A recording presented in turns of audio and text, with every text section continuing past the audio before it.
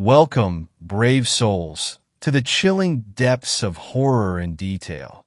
Today we are going to share scary Wendigo horror stories. First story. The time I saw a Wendigo. First things first, this happened to me when I was around 10. I've lived in Idaho all my life and spent a lot of time outside or in the wilderness as a kid. My grandparents would take me camping and my older brother, and I would always hike up whatever trails we could find to get a view of the sunset. On one of these occasions, something terrifying happened. We were up at a campsite I only know as Warm River, the river there never freezes over. And my brother and I were on a regular evening hike.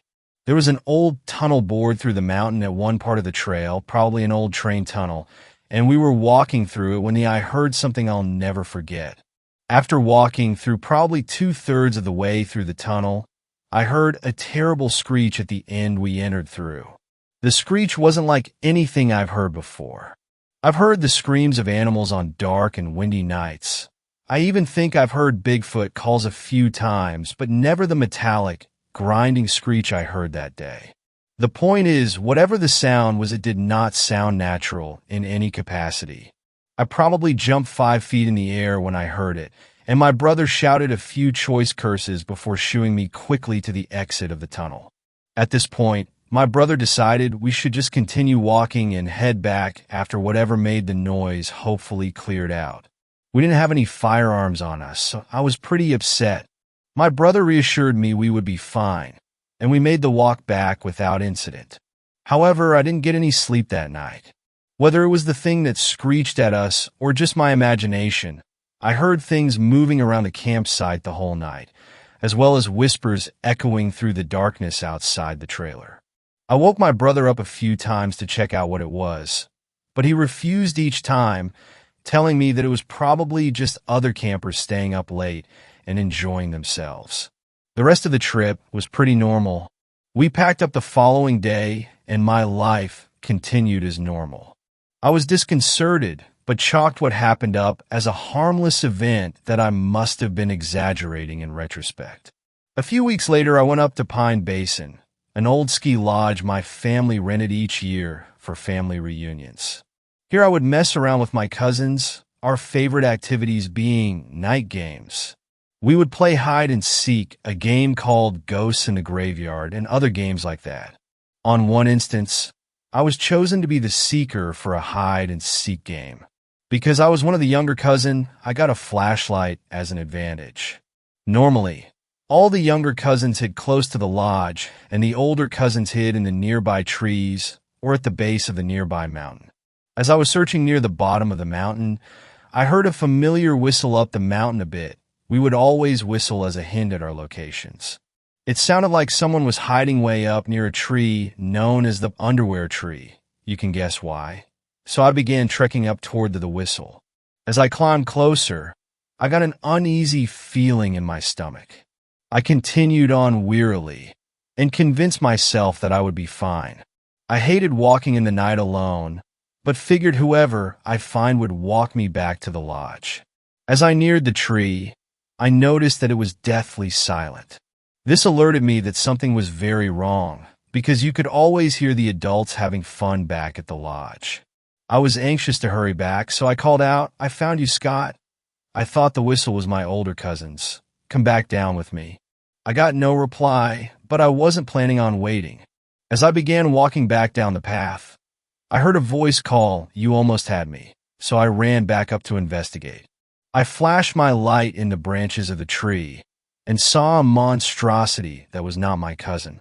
It looked like a poorly drawn stick figure made into a human with its emaciated figure and lifeless eyes. I remember its face looked like the skin on its head was being pulled from behind. It had torn and stretched features. As soon as I saw the creature, I screamed, dropped the flashlight, and ran back to the lodge. The entire time I ran, I was overcome by an overpowering smell, and I could hear the thing running after me. As I approached the camp, I saw a few people, my cousins, at the bottom of the mountain waiting for me. I was crying and shaking, and they took me inside. I told my dad what happened, but my cousins all said they didn't see anything following me. The adults kept us inside for the night, and I kept hearing sounds drifting in from the mountains. I never played night games after that happened, and was always terrified that my cousins wouldn't listen to my warnings. Ever since that night, I have always felt uneasy up in those mountains.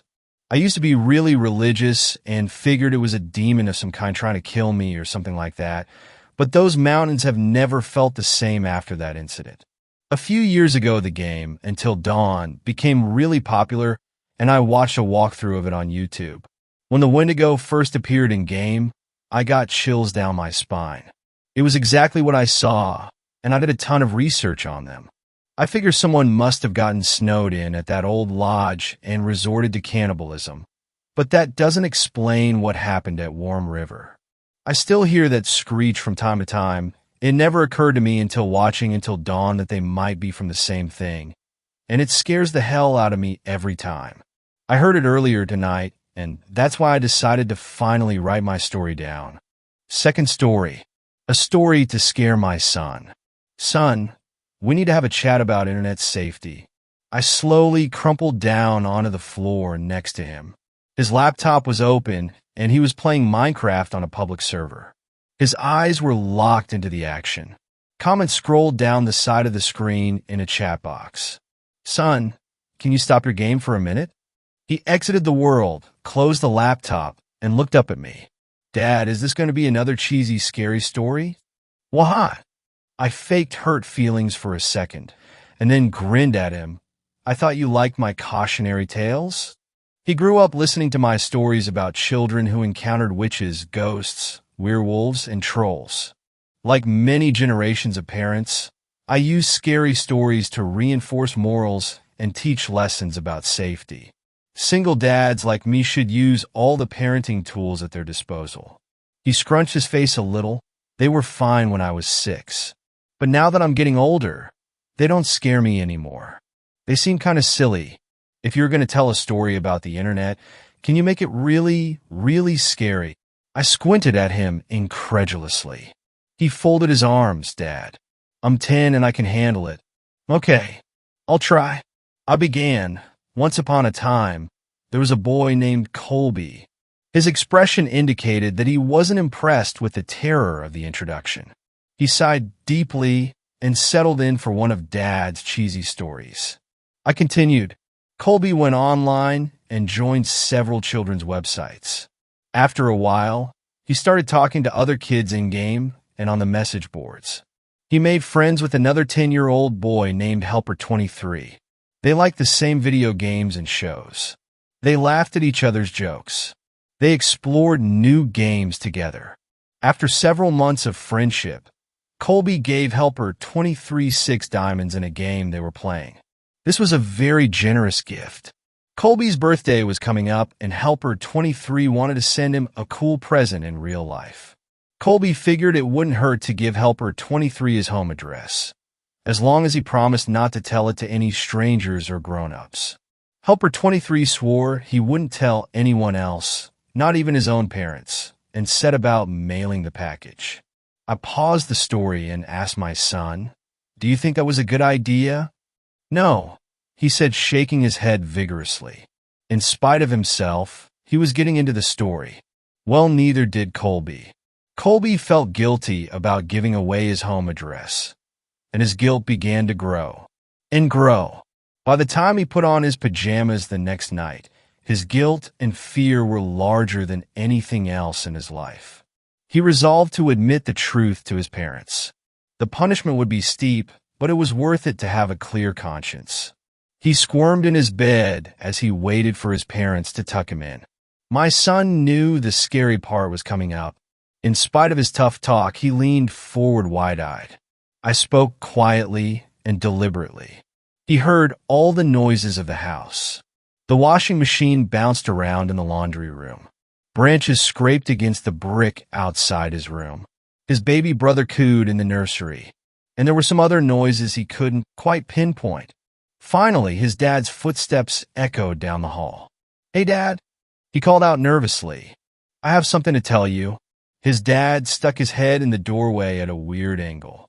In the darkness, his mouth didn't seem to move, and the eyes were all wrong. Yes, son, the voice was way off too. Are you okay, Dad? The boy asked. Up, sung the father in his strangely affected voice. Colby pulled his covers up defensively. Is Mom around? Here I am. Mom's head popped into the doorway below Dad's. Her voice was an unnatural falsetto. Were you about to tell us that you gave our home address to Helper 23? You shouldn't have done that. We told you never to give out personal information on the internet. She continued. He wasn't really a kid. He just pretended to be one. Do you know what he did? He came to our house, broke in, and murdered both of us, just so he could spend some time with you. A fat man in a wet jacket emerged in the child's doorway, holding the two severed heads. Colby shrieked and gasped as the man dropped the heads on the ground, unsheathed his knife, and moved into the room to work on the boy. My son screamed too. He twisted his hands defensively over his face. But we were just getting started with the story. After several hours, the boy was almost dead, and his screams had become whimpers. The killer noticed the wailing of a baby in another room and removed his knife from Colby. This was a special treat. He had never murdered a baby before and was excited about the prospect. Helper 23 left Colby to die and followed the cries through the house like a homing beacon. In the nursery, he walked to the crib, picked the baby up, and held it in his arms. He moved towards the changing table to get a better look. But as he held the baby, the crying died down. The baby looked up and smiled. Helper 23 had never held a baby, but he gently bounced it in his arms like a pro. He wiped his bloody hands on the blanket so he could stroke the baby's cheek. Hey there, sweet little guy. The beautiful rage of sadism melted into something warmer and softer. He walked out of the nursery, took the baby home, named him William, and raised him as his very own.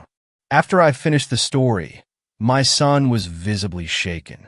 Between ragged staccato breaths, he stammered, "But Dad, and why name's William?" I gave him a classic dad wink and tousled his hair. "Of course it is, son." William ran up the stairs to his bedroom in a fury of sobs. But deep down, I think he liked the story. Third story. The internet is a scary place.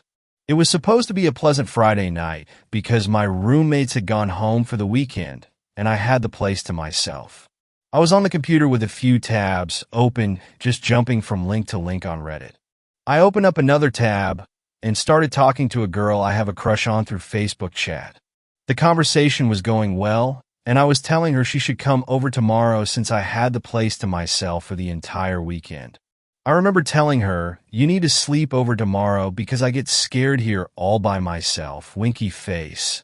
The conversation proceeded in this manner with me, trying to convince her to come over, and her shying away. Then as I was awaiting her reply to one of my messages, I noticed one of my tabs reloading. I was completely focused on the conversation, so I was not using any of the other tabs. I found it a little strange, but thought nothing of it since I have visited websites where the tab reloads every so often. Then Facebook chat tells me she is writing a message, and I smile from the excitement of what her next reply would be. Suddenly, all my tabs start reloading except for my current Facebook tab. I start thinking to myself, what the fuck is going on with my computer? Curious now, I click on one of the tabs. I jump a little inside when I see myself on my computer. I must have hit something on my keyboard and turned my webcam on because there I was staring at myself. After I recover from my little fright, I notice a chat window below my webcam image. Chat 1. Did you see that? He got scared. You must have noticed by now. Chat 2. No, I don't think he even knows. We gotta find this guy and warn him somehow. Chat 3. Guys, I'm seriously freaking out. This can't be real, right? I'm gonna stop watching now. I don't even know what I'm doing here. As I continued to read these chat posts that kept flooding in, subtitles appeared on the image right below my face. They read as follows. It seems you finally noticed. Smile. The world is watching. I immediately closed my laptop and ran to lock the door. As I sat alone in my fourth-floor apartment, the silence began to sink in. I could hear a high pitch ringing in my ears, slowly growing louder and louder, as if were the terrifying music in a horror movie reaching its climax. I stood there motionless, staring at the door for what seemed like an eternity. The things that Chatbox said were playing over and over in my head. Chat 4. I'm scared, guys. Chat 5. I think he might be alone too. I feel so bad. Chat 6. He deserves it. What kind of an idiot doesn't notice his webcam is on for that long? Chat 7. The scariest part was that guy said he was going to make it look like a suicide. I was almost at the brink of tears when I hear the doorbell ring. No, I tell myself. That ring was not real, and I was right too. My brain was just starting to imagine things. Panic was sinking in. I ran from my room and locked that door as well. At this point, I wanted to call someone for help, but realized I had left my phone charging with my computer, and I was not about to leave my room. So then I just dragged myself to bed like a soulless man who has accepted his fate. I closed my eyes and stared, reciting prayers I had learned as a child. I'm not even religious, but they reminded me of my mom, my home, a place where I felt safe, and soon I fell asleep. When I awoke the next morning, I was relieved to see I was still alive. I walked to my living room where I had left my laptop and just stared at it for a good while. Knowing I had to use it again because I was in school brought back all the fear I had felt that night. I left my apartment in a hurry. I wanted to enjoy the life that was not taken from me and be as far away from a computer as possible. It's strange how things can instantly change, isn't it? The normal life I had before has now become one filled with constant paranoia. I've tried to move on and forget that dreadful night, but the tape I placed over my webcam will never let me forget. Still, things have slowly started to get back to normal.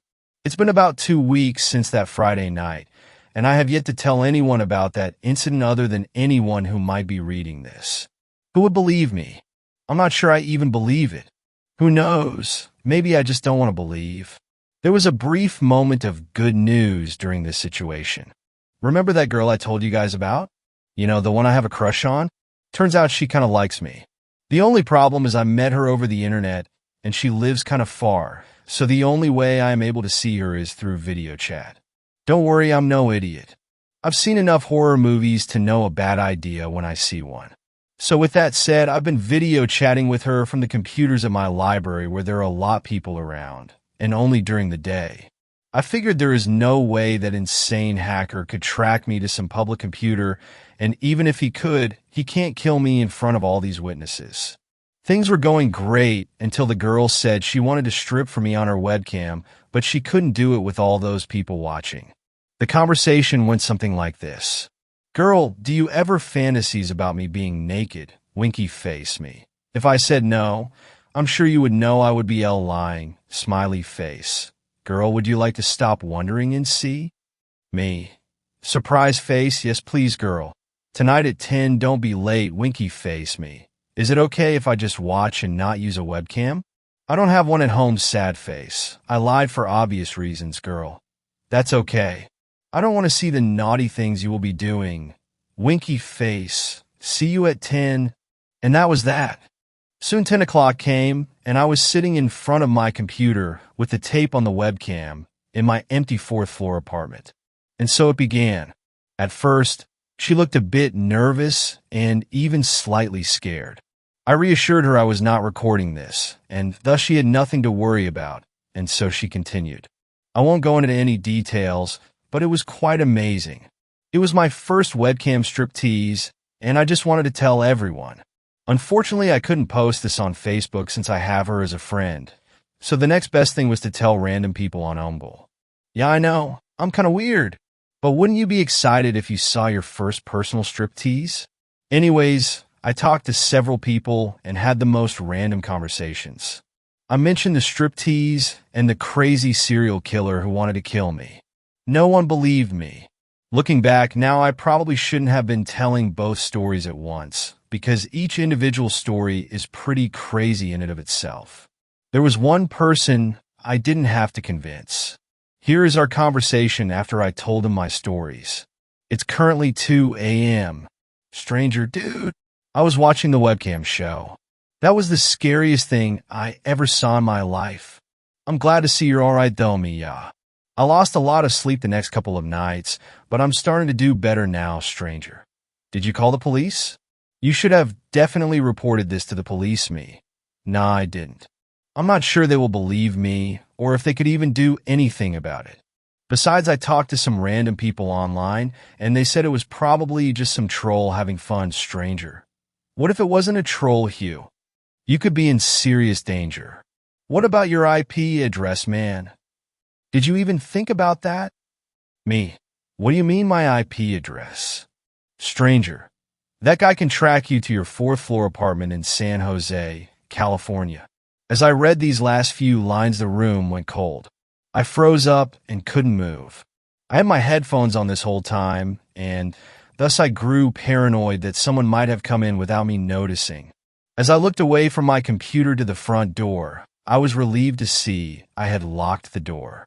Still, I removed my headphones in an attempt to hear anyone who might have snuck into my apartment. Silence. Nothing but silence. Can silence grow louder? I know by definition that would make no sense, but if only you could hear what I heard or the lack of what I didn't hear. I feel as if I'm starting to go insane. My thoughts seem so loud in my mind, and I just wanted to tell me brain to shut up and focus on hearing the slightest sound. And then it happened. Pop! The loudest pop I ever heard in my life. A gunshot to the chest ends the life of Julian Tom Hunter, the newspapers would read. But no. Once again, my imagination had got the best of me, and that pop I heard was simply the sound of water bottle expanding back to its regular shape. This struck a bit of courage in me. It's time to stop being a coward. I started talking to the stranger on Omegle again. Me.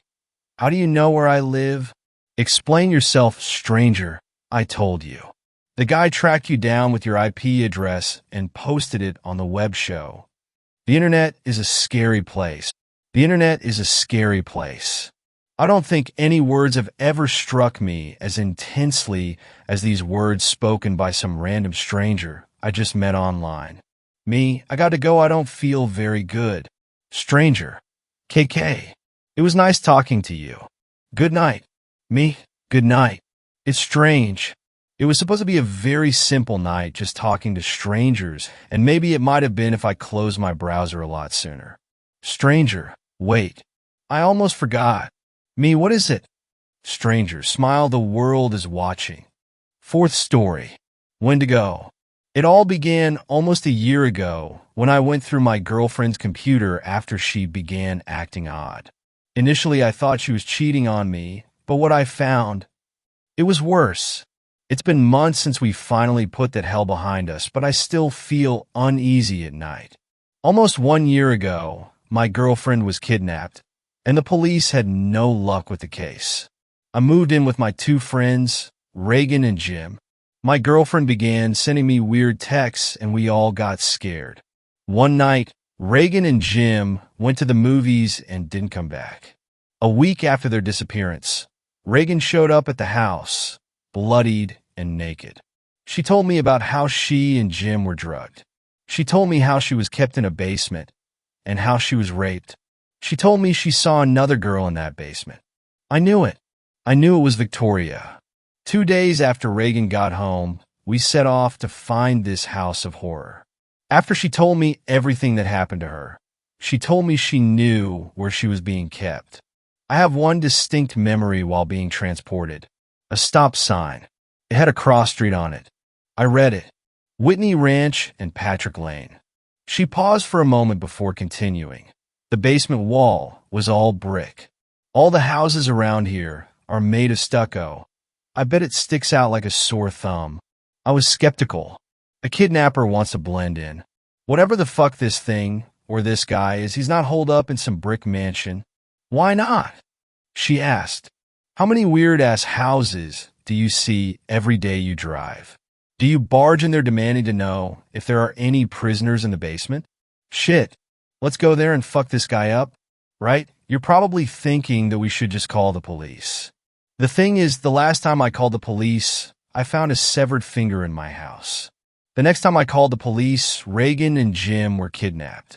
When I called the police again, Reagan was delivered to my doorstep in an absolutely disgusting condition, on the verge of death. Well, before we had our talk, we found something else in the house. A whole hand, and a note. More police begets more limbs. So we went to Patrick and Whitney. We saw no mysterious brick house. We searched the surrounding neighborhood every day that week. Finally, we found it. A house made of brick, just like Reagan said. It was small, 1 story tall. It was unkempt, but that's not saying much in this neighborhood. Aside from the building material, the house looked like any other house on the block. Reagan looked nervous, and I sure as hell didn't want to be here, so I told her, you know we can still go back, right? He has Jim, Alex. Fuck. That may have been Jim's hand. That girl with me in there. That could have been Victoria. She was right. Do we knock? I asked. No. We wait. Our car was parked on the other side of the road adjacent to the house. We waited and waited. Reagan assured me that the kidnapper, a man who called himself Wendigo, left the home at least once a day. We watched the place in shifts during nightfall. Finally, around 4 a.m., the front door opened. I shook Reagan awake. Someone walked out of the house. A tall man. The guy had to be at the very least 7 feet tall. He was skinny, and he was wearing a tuxedo. It was ripped and ragged. Holy shit, I said. He's just like you described. He's even wearing that weird fucking sack on his head. He locked his door and looked around. We ducked under the windows. Slowly, I crept up. He was gone. He'd leave for hours at a time. So now is our chance, Reagan said. I was about to unlock the door when something hit the car with a loud thud. Shit, I screamed. My windshield was cracked, and it took a second to process what had hit it. It was a fucking human head, horribly disfigured, pieces of it missing. I turned on the car and was ready to gun it when I heard glass break and Reagan scream. She was being pulled out of the passenger window. Just drive, damn it. She kept screaming at me to gun it, but I knew if I drove right now, she would either be pulled out or have her back broken. I opened my door and circled around the car. We had no weapons on us, since our plan was to sneak in and call the police from the inside after finding Victoria and Jim. I was about to tackle the guy, but I just stood there. This was no normal guy. His hands were blood-soaked, his nails long and sharp. His movements were erratic and jerky. He pulled Reagan out of the window and tossed her at a nearby wall. She blacked out. "What the are you?" I asked. At least I think I asked. I don't remember if I spoke at all. I was so terrified. "I do not want her. She is filthy," he said. His voice was raspy and low. He stretched out random syllables and would stumble mid-word as well. "I want clean ones. Only..." I turned around and ran, straight into his house. I heard his footsteps behind me, erratic as hell. Thud, thud, thud, thud, thud, thud, thud, thud. I turned my head to see how far away he was. I had a few seconds on him, which normally would have comforted me, but the way he ran. His legs were spread wide, and he took gigantic steps, almost like leaps, and flailed his arms. It would almost be goofy if it weren't for that inhuman speed. My lead was quickly disappearing. Then I remembered he locked his door. Well, shit. And here comes this fucking psychopath running at me at full speed. So I turned around and stood there like an idiot. Right before he tackled me, I dove out of the way. He hit the door and fell to the ground. I started kicking him, and he was screaming. I saw a metal rod nearby, grabbed it, and smashed him over the face. He stopped moving. I should have decapitated the piece of shit, but Victoria and Jim could have been dying that very moment. I decided to call the police. I found his keys and opened the door. I immediately took out my phone to dial the cops. No reception, typical fucking Sprint. I frantically walked around the place looking for the basement door, checking my phone the whole time. I opened a few doors and found nothing. His house was eerily normal. Finally, 2 bars. I dialed 911 and simultaneously opened a door. Holy fucking shit. I stepped inside before I realized where I was. The smell was putrid, and it was terrifyingly cold. It was a fucking walk-in refrigerator. No shelves, no storage, just an empty and cold room with vents. And a floor covered in meat. Human meat. In some corners it looked like steaks, chopped up with intent. The rest of the place was just blood, body parts, and entrails. It was too late for my shoes. I stepped into what was literally an inch-high pool of coagulated blood. If it weren't for the adrenaline, I would have vomited. I closed the door and got the fuck out of there. I needed to find that basement. I looked at my phone. Call dropped. Fuck. I tried dialing again, but it wouldn't go through. Luckily, I found the basement. I ran down it and turned on the lights. The smell was putrid here as well, but it wasn't rotting meat. It was shit. Literally the smell of piss and shit. On one end of the room, I saw a bed with chains on it, bolted to the floor. Reagan's bed. I looked at the opposite end. It was Victoria.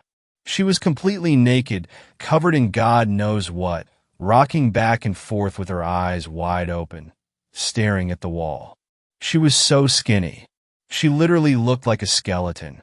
"Babe, Vic, it's me. I'm here, and I'll get you out of here." She kept rocking back and forth slowly, in perfect rhythm. She was staring at a clock on the wall. It was broken, with the second hand repeatedly going back and forth by one interval. "Let's go," I screamed. Suddenly, she stopped moving and turned slowly towards me, her eyes still wide. She wasn't blinking. She stared right at me. No, it looked like she was staring through me. Her jaw opened, far beyond the point where it should have. I heard bones cracking, and she bared her teeth. I didn't have time for this shit. I ran to get her. I tripped, and I blacked out. I wish I could say this story had a hero's ending, but it didn't. I was lucky. Very lucky. The police traced the call, I guess, and got to me. We all woke up in the hospital.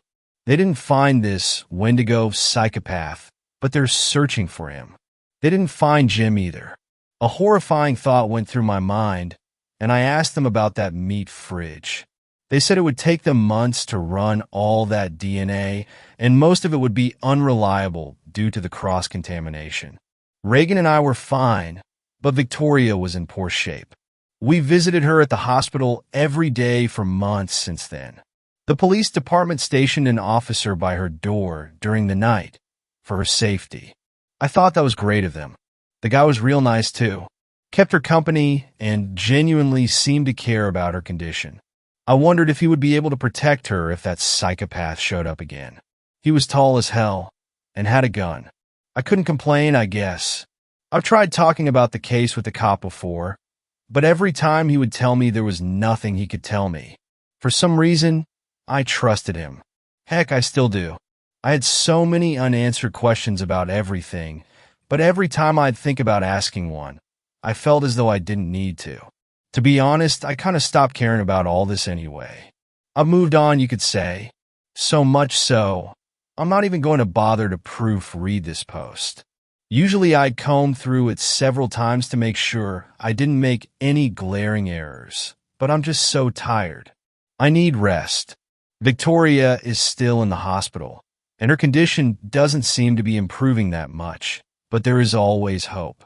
Reagan and I will be waiting for her when she's better. Fifth story. Scary night at Grandma's. My grandma's house was built in the year 1848.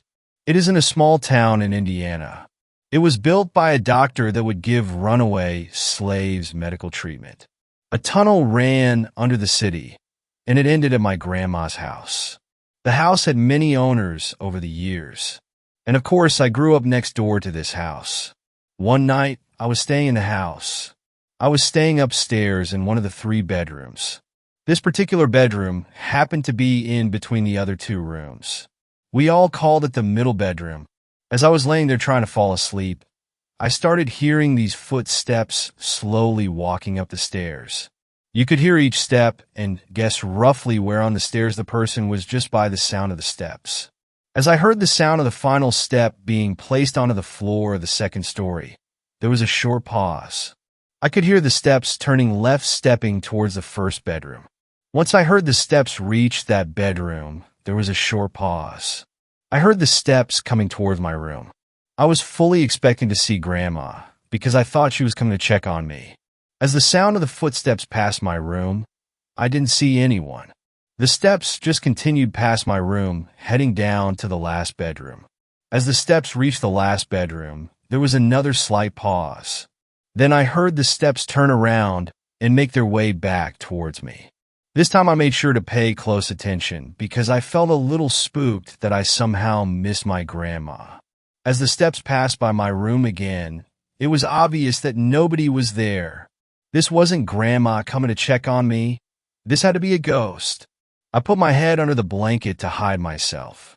The footsteps continued to walk back and forth down the hallway, always stopping and turning around to patrol the hallway like a military guard. Every couple of passes, I would peek out from under the blankets to see if I could see anyone. Nobody was to be seen. I thought about just getting up to look in the hallway, but I didn't have the courage. I decided my safest bet was to hide under the blankets and hope that whatever it was didn't notice me laying there in bed. I have never been so terrified in my life. I felt helpless, too scared to get up, too frightened to scream out for help. So I just continued to lay there hiding under my blanket. When the first light of dawn started coming through the windows, the footsteps stopped. I laid in bed, listening so hard that I could hear my heart beating. After 20 or 30 minutes of silence, I got up enough courage to jump out of bed. I ran downstairs as fast as I could, ran out the door and across the street to my house. I didn't tell anyone about what happened to me. I didn't think anyone would believe me. A few weeks later, my aunt who grew up in that house asked me if I ever stayed there overnight. When I told her yes, she told me about how she would hear footsteps patrolling the hallway at night when she was growing up in that house. She said the ghost is called Mr. Sellers. A few years later, my cousin and I were snooping around in a closet upstairs. We found this old 1800s-style photograph. In the photograph was a man. On the back of the photograph was handwritten Mr. Sellers. Since this house was owned by my grandmother and it was right across the street, I spent a lot of time there. This wasn't the only paranormal thing to happen there, but it was the first paranormal experience to happen to me. And it was the inspiration for me to start Brave the Basement. Sixth story. The Wendigo became my friend. I visited my parents' cabin by the lake months ago. It's not something I like to talk about. I lost some friends up there, gained one very important friend. A mentor, you could say, and I had every intention of having a fun, carefree trip. I guess in some ways I did. So many memories in such a short period of time, too. The sweet smells of people I never noticed before. You go by most people, and what do you smell? Some bullshit Old Spice or Axe spray of some loser trying to pick up a girl. But humans are so much more than these modern smells. They can smell like pine trees, fear and hatred, confusion, and complete terror. There's a whole universe of sweet smells out there that most people miss. I didn't discover this until my trip to the lake. For the first day, everything went like I expected. My girlfriend and a couple of friends were having fun hiking and camping out. We were all having a blast until the rainstorm hit. I've never seen so much rain in my life. It came down in sheets, and we barely made it back to the cabin. Kevin tripped and fell. Bobby yelped and said he wanted to go home. My girlfriend made it back to the cabin first. She held the door open for everyone else. Once inside, we made sure all the windows were locked to prevent water from coming in. Trouble was the roof started to leak. We lit candles because there was no electricity. Kevin said, "We're all going to drown." "Calm down, Kevin," my girlfriend replied. "It will take months for the cabin to fill up at this rate. We're going to be fine." Kevin was completely right, except water wouldn't be his demise. Bobby didn't say much. He looked like a scared child in his corner, and he leaned forward on a rickety chair, biting his nails. We were all lost in our own thoughts. Especially me, I think. I was having thoughts I had never experienced before, thoughts of devouring. of devouring everyone in the room in a rush of blood and destruction of the flesh. I even started to look at my girlfriend that way, which worried me. They were all trapped here, my girlfriend, Bobby, and Kevin. The rain was coming down even harder, and this little group had nowhere to go. They were completely at my mercy, and I couldn't be happier about this fact. Of course, one had to be strategic. I told them I was tired from the ride up here. I got up, kissed my girlfriend on the cheek, and went to my room. It was the largest in the cabin, and I had it all to myself. As I lay in bed, I felt something deliciously dark take over. I knew without having to confirm with some meaningless scientific instrument, the Wendigo inhabited the room along with me. "Hello, Jason. How are you feeling today?" the Wendigo asked. Its voice was gravelly, a little off-kilter. "Okay," I responded. "A little down. Could it be that you have a craving for flesh?" I thought about his question, really thought about it. Some philosophers considered suicide to be the greatest philosophical question, but I disagreed. The human action most on my mind was whether or not to rend flesh from bone. The horned thing stared at me from across the room with piercing hollow eye sockets. I felt a feeling which seemed so lush and dangerous that I knew it wasn't good for me. I knew civilization was a sham, an abyss of houses, roads, and stop signs layered with bureaucracy and hazy ambitions to reach its peak. Illusions. "I'm glad you've come to see the light," the Wendigo said. I stood up, joints stiff, head swimming, but not in a bad way, in a pleasant I'm drunk and shouldn't be driving sort of way. What happened next I don't really like to talk about. It felt good though. I killed Kevin out back with an axe he used for chopping wood. And Bobby? Death by kitchen knife. I ate them both. I picked their bones clean, leaving them so bare and white you could put them on display in a museum. My girlfriend looked at me with such unbelievable horror that I knew I couldn't devour her like I did Kevin and Bobby. I ran away, into the woods. I've killed and devoured so many things in the wilderness that I've lost count. After the cabin massacre, I lived in a cave in the woods for a couple of weeks, maybe a month. The Wendigo would visit me, tell me tales of days long gone. I'd stare into its hollow eyes, get a fuzzy feeling, and I'd have to go on the hunt again. So for a while, the Wendigo became my friend. I was sad and deflated when it was all over. I'm back in the abyss of houses again, trying to think of an ambition that would excite me as much as what I did in the woods that day. Nothing yet. There's not even the thrill of getting caught. I know the Wendigo will protect me, erase any evidence of my dirty deeds. I have faith in that. 7th story. My dad sold my soul to the devil. Yup, just about as crazy as the title sounds. My dad is what they call a macho man. All he wanted was sons. He lived and breathed for another Keller boy. Naturally, when my older brother was born, he was overjoyed. 3 years later, he begged my mom to have another son. When he found out we were twins, he was excited to have 3 sons. So when my brother and I came out, and he saw that I was a girl, he was despaired. I've always been his least favorite kid, and he never tried to hide it. While he named my brothers Anthony and David, which mean priceless and beloved respectfully, he named me Lilith, which literally means night monster. While my brothers and mom tried to soften that direct punch to the gut by calling me Lily, he insisted on us all calling me Lilith so I could feel the disappointment that he felt the day I was born. Clearly him and my mom did not stay married, and quite unfortunately he signed for full custody when Anthony was 5 and David and I too.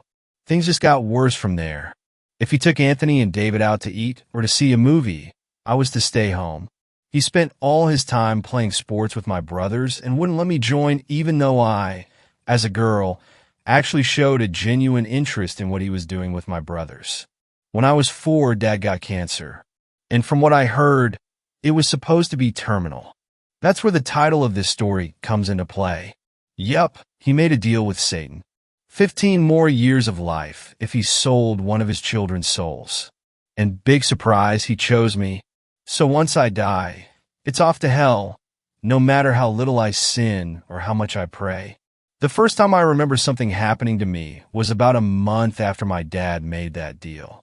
I was in my tiny, cramped room, trying to sleep on a bed I outgrew years ago, while my brothers and dad watched a movie downstairs when I saw it.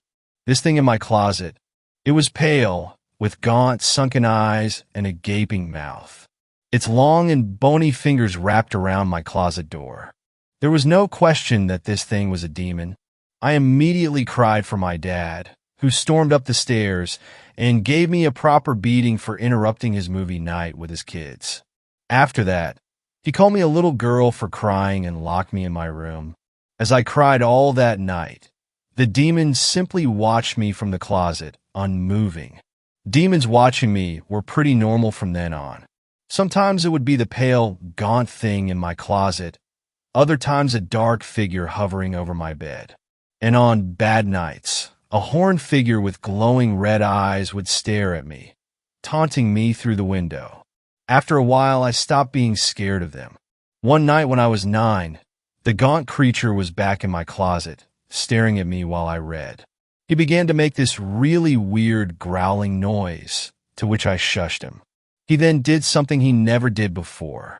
While he would occasionally wrap his hand around my slightly ajar door, he never actually came out of my closet. Until that night, in one swift movement, he tore open my closet door and stood up fully, revealing he was taller than the ceiling itself. He bent his neck in an abnormal way to fit under the roof. I rightfully should have been shitting my pants at this moment, but for some reason, I just wasn't that scared. We locked eyes for a while, which was more awkward than scary, so I just went back to reading my book. He just looked at me curiously for a while, until my dad decided he wanted to be a horrible person again, and threw open my door to yell at me for something or other. The entire time the demon just watched. Thankfully, my dad left after slapping me across the face, but I was crying again for the rest of the night. The demon, who now looked at me with something more than curiosity, looked back at my closed door, trying to see my dad. As I did nothing but sob, the demon just sat down beside my bed, towering over me. Neither of us looked at each other the rest of the night. I cried while he just stared off in the distance, but I wasn't alone, and that was all I cared about. From then on, things changed. I wasn't just not scared of the demons, I welcomed them, especially the gaunt-looking one who sat by me that night. He would sit with me whenever my dad was bad to me, or whenever I had boy troubles at school. He never talked at me and barely ever looked at me, but all I cared about was that he was there for me. That I even gave him a name. Papa. I remember this one night. I was 14 and upset because Jacob, the boy I liked, didn't invite me to the Valentine's dance at our school. On top of that, my dad had gotten into one of his moods and had thrown a chair at me. When I ran into my room, I was almost relieved to see Papa crouched by the closet. Papa! I cried, running to him. It was stupid, I know. I was calling a literal demon Papa, but I had nobody else. He was the only one who had ever shown me any sympathy. At first he stepped back, but as I cried even harder, he looked at me in the eyes. Maybe for the first time since that night, he stepped out of the closet. Then he did something surprising. He hugged me back. As I felt his icy cold hands wrap around me, I should have been terrified, but I was filled with love. Love for finally finding a dad who loved me. But one night, as I was reading To Kill a Mockingbird for my school project, I made a mistake. Papa looked curious, so I decided to read out loud to him. I guess I made too much noise, though, because David opened my door. Lilith, who the hell are you? What the fuck is that? He screamed, and my dad came rushing up. Papa couldn't hide in time, and now Anthony, David, and my dad all stared him down. He stood up, revealing his giant stature, and David began to cry, while Anthony froze in place, and my dad ran off to get a vial of holy water he had kept by his bed ever since the deal was made. As I tried to run away with Papa, he stopped me and shook his head. We both knew it was too late. I cried as I hugged him goodbye, and as my dad approached us with the holy water and sprayed it on Papa, he let out a blood-curdling screech that could have been heard across the country. I watched in horror as Papa, who had stayed by my side all these years, faded to nothingness. There, Dad said, "It can't hurt us anymore, sons." he said, embracing David and Anthony in a hug. I just laid over Papa's lifeless body, uncontrollably sobbing. We were all so caught up in our own worlds we didn't notice something come up behind us. He was large, even bigger than Papa, and had two large horns, a goat's head, and a large stick in his hand. Dad turned around slowly, looking to this thing as he glared down at my abuser. Your Majesty, I dashed. We had a deal, Stanley. I granted you 15 more years of life, on 2 conditions. 2. It boomed, and I noticed David had wet himself. It was a misunderstanding, sir, my daughter dashed. You were granted 15 more years of life, on the conditions that I get your daughter upon her death, and you never harm anyone ever again. Do you understand? It asked. Yes, and I haven't. Promise? The creature laughed. First you break a promise, and now you lie? To his satanic majesty himself? Seeing you have not only harmed your daughter her entire life, but have killed one of my best minions, you have broken my trust. I'm breaking off the deal. My dad got down on his knees. And oh, please, I'll do anything, he begged. Satan looked at me. There is one way. If Lilith, your daughter and the one you cursed, forgives you, I will set you free, and you will live the rest of your life.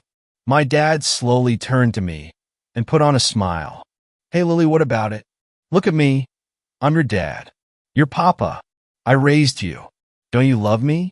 I'm your dad, for fuck's sake, he said, getting more agitated as I stared at him. It's up to you, Lilith, Satan said.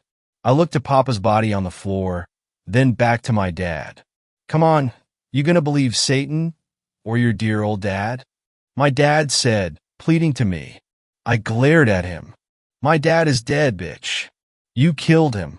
I said, I don't forgive you. And with that, Satan dragged my dad down to the netherworld, my brothers and I hearing his screams until it was far away enough that it faded away to where he could never hurt me again. As my brothers cried in the loss of their dad, I walked back to Papa on the ground and kissed his forehead. Goodbye, Papa. Thank you. 8th story. I wrote the most terrifying story ever. It's probably too dangerous to read. I've wanted to be a horror writer since I first blew through 60 Goosebumps books in elementary school. As I got older, my interest quickly shifted to Christopher Pike and then Stephen King and Dean Koontz. At first, my parents were thrilled that I was reading it all, but when my mom started catching on to exactly what I was reading, she got worried. You're going to give yourself nightmares, she said, but I basically laughed in her face. Nothing scared me. It was all silly. Even Pennywise in it or Randall Flagg in The Stand just seemed like cartoons to me. At some point, I decided the only way to discover something genuinely scary was to write it myself. Of course, I went through all of the common pitfalls of a rookie writer, copying my idols, generating page after page of drivel. It wasn't until college that I actually started coming up with stories that didn't stink like hot garbage. Finally, when I was a senior, I wrote the first one that I was actually proud of. It was about a space station that ran out of food and rescue is years away.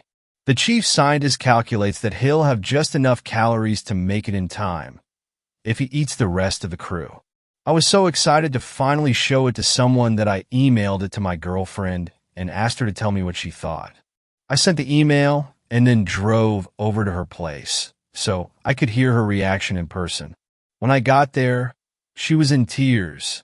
I asked her if she liked the story, and she said that she couldn't even look at me, that I was disgusting.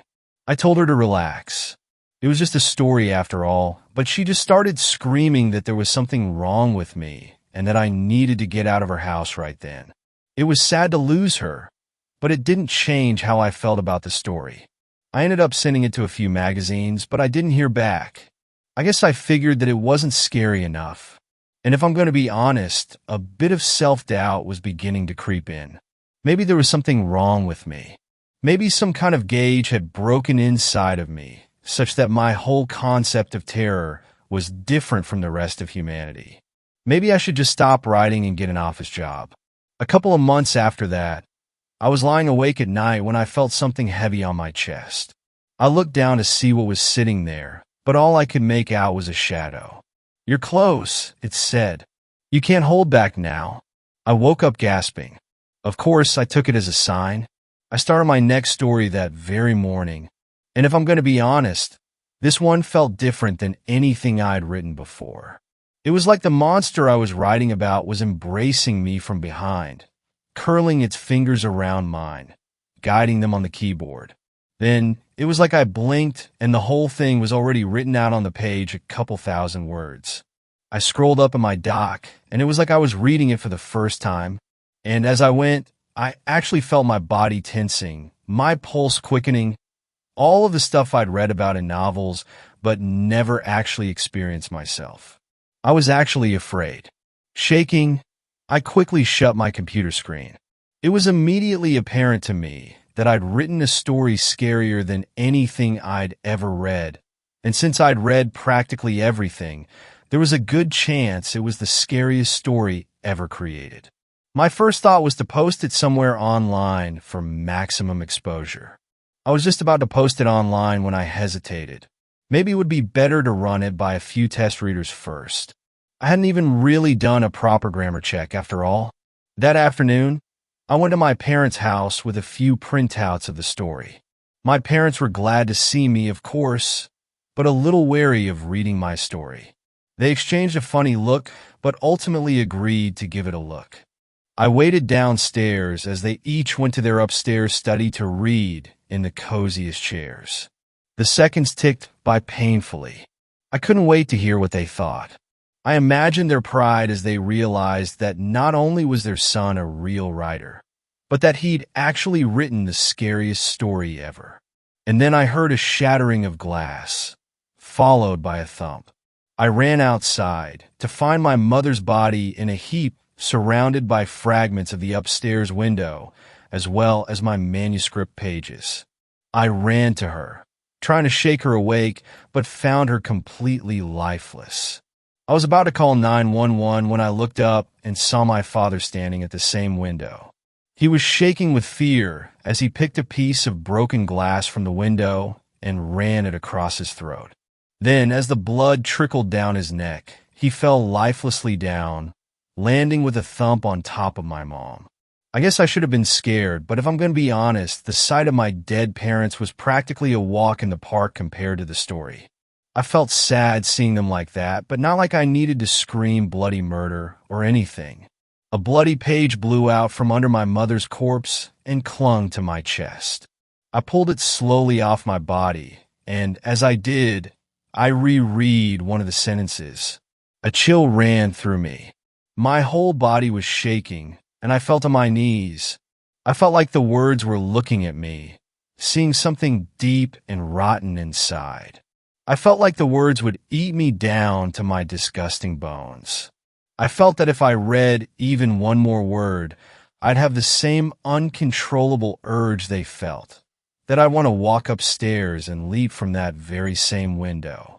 And even though I knew the story was the best, that it was the scariest, and that it was mine, I didn't want to read it anymore. That was all a couple of weeks ago. Since then, I've been trying to decide what to do about the story. Part of me knows that if I put it out there, people would finally recognize my talent. Maybe I'd be getting calls of congratulations from King and Pike and R.L. Stine and all my idols, praising my talent, begging me to write more. Or maybe a bunch of people would end up like my parents. But if I'm going to be honest, the main thing stopping me from posting it is the risk.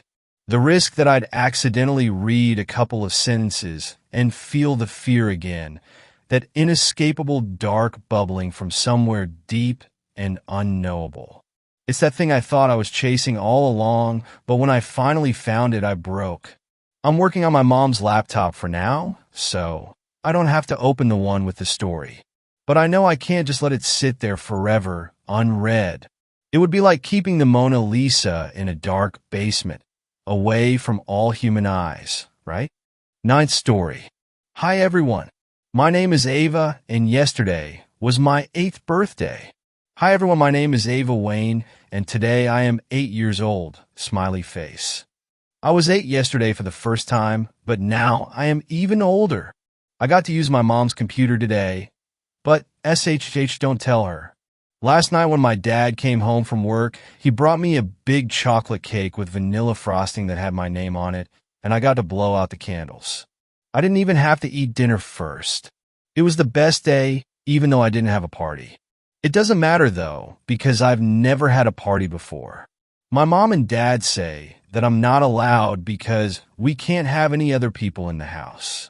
They lie and tell me that it's because we live too far away, but I know that it is because of my friend Evie who lives with us.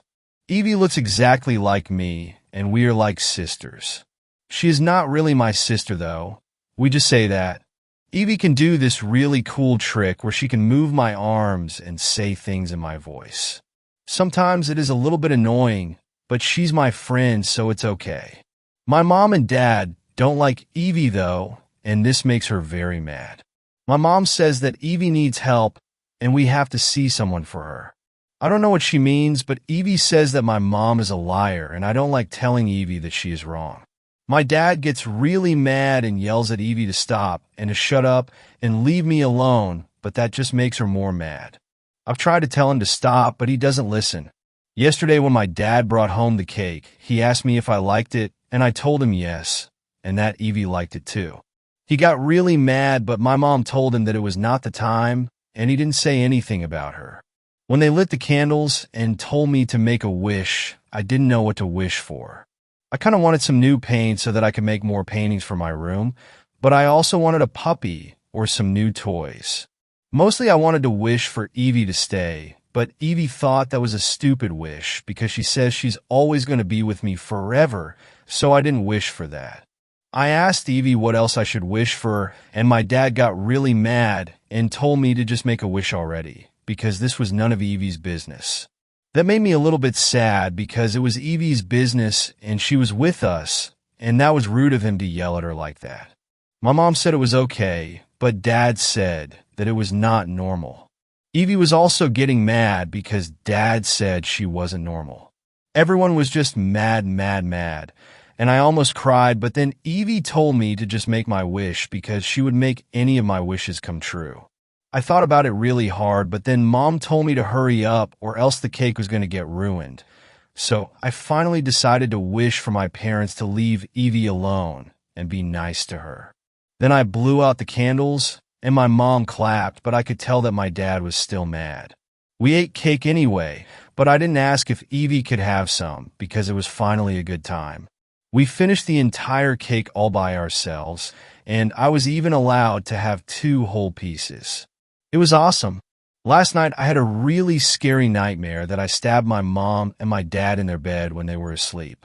It was really scary, and I woke up and cried, but I don't think they heard me because no one came to check on me. Only Evie was there, and she said it was okay. When it was morning, I got up, but my mom didn't make any breakfast, and she didn't answer when I was yelling for her. Evie says that they are still asleep and that I shouldn't go up to their room, so I didn't. Evie helped me to make breakfast. She showed me how to make a burrito with eggs and some chicken that she bought. It was really messy because Evie said that it was fresh meat that had just been killed. I already know that they kill animals for food because my grandpa has a farm and I had seen them make a turkey before, so I knew that it was very messy. After I ate, Evie said that we could watch TV. She said that I didn't even have to clean up because Mom and Dad weren't going to even see it. She told me that she made my wish come true and that they weren't going to be mad at us anymore, and they weren't going to yell at us either. Evie says that now we can do whatever we want. I had ice cream and I watched cartoons all morning instead of going to school, and when the phone rang and the school called, Evie talked to them and she sounded just like my mom.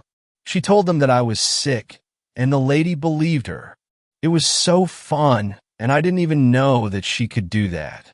Evie let me use my mom's laptop because she says she knows the password. She told me I could write on here like a diary and post it so other people could read it. Isn't that so cool? I wonder who is reading this, haha, smiley face. Evie just made me lunch, and it was a sandwich with meat again. I don't eat this much meat because my mom likes for me to eat my veggies, but Evie says that mom is not the boss anymore, so I can eat whatever I want. I had a lot of chips and my tummy started to hurt, and I really wanted my mom, but Evie said that it was okay and she could make it feel better. Evie told me to take a nap, and so I did, but I had another scary dream that I was cutting up mom and dad because Evie was making me. When I woke up, Evie said it was just a dream because mom and dad were still asleep upstairs. I want to go and see them, but Evie says I can't or else it will ruin the wish, and we will get in big trouble for making a mess and eating junk. I think I'm going to go play hide and seek with Evie now. Smiley face. 10th story. Wendigo. My best friend is a Wendigo. Madison and I were lounging in the grass of the backyard enjoying the last of the late autumn sun. She was busy playing with her toys, throwing them about as if she were sprinkling snowflakes. I, on the hand, was comfortable in my mom's lounge chair, trying to finish this book I kept putting off. It's Wendigo, not Wendigo. A dingo is a dog in Australia. I didn't take my eyes off the page. Jason ran for the knife, but tripped over his own feet, falling desperately onto the sand. But he is one. Madison's whiny 7-year-old voice drew my gaze.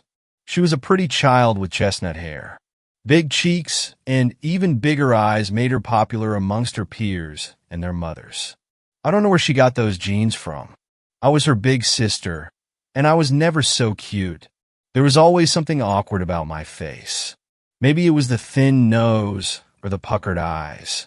I kept to myself mostly, choosing to live in fiction rather than reality. Where did you hear that word? I asked, scanning the page one more time. Jason's taut muscles pushed against the creature, locked in a struggle he may never escape from. Madison shrugged. I think you said it one time. About a book you were reading? I laughed. Oh yeah, that terrible fake Native American romance book. God, what was it called? I recounted the piles of books that littered my room. The Wendigo's Yearning, I said finally. What a trashy book. What is a Wendigo? Madison rose from the ground, brushing off her dress. She came over to me and put her little hand on my arm. I quickly finished my paragraph before setting the book down. It was all over. Jason would never breathe in the summer air again. Well, a Wendigo is a bad spirit. Like a monster. It wants to eat people. Madison frowned. So it's not nice? I raised my eyebrows. No, Madison. It is not nice. It looks like a skeleton, almost really thin and always hungry. It eats humans because it wants to be full. But it can never be full. So it just keeps eating and eating. Madison took her hand off my arm and tapped it against her head. Does it like to play? You're being weird. I picked my book up again. The creature descended upon Jason's hard body, ripping the flesh away like newspaper. Well, I think you're wrong. Wendigos don't eat people. He didn't eat me. Jason's blood tasted sweet as the creature licked clean his insides. I rolled my eyes. You don't know a Wendigo. And your best friend is a little boy, not a monster. He used to be a little boy, she replied, turning away from me and walking towards the woods that lay beyond our yard. Madison, come back. The creature slurped down Jason's intestines. She didn't listen to me. I sighed. I'll tell Mom you went in the woods. As the creature gnawed on the final bone, it began to grow taller. Madison ignored me. When she reached the tree-line, I groaned and got up. The creature would only become bigger as it ate. Madison, you're going to be in big trouble. I bet Mom will make you go to bed without dinner. She turned around, now shouldered by trees. I want you to meet him. Then you'll see. She held her hand out to side and grabbed a hold of the nearest tree branch. I was going to respond when I realized that the branch was also holding on to her. As I neared them, it was clear that this was no tree at all. It was a tall creature, extremely thin and bony, matching the color of the foliage. Its face was turned down, but I could see saliva-dripping teeth. Madison just smiled. This is my Wendigo, I knew I should have ran to her, but instead I tore back towards the house. I could hear large steps behind me, but I didn't stop. I opened and slammed the door, locking it. My breath was heavy. I looked out the window and saw Madison still holding its hand as they moved closer and closer. My mom entered the room. "What are you doing?" she asked sweetly. "It's Madison. She is with, I don't know, a monster."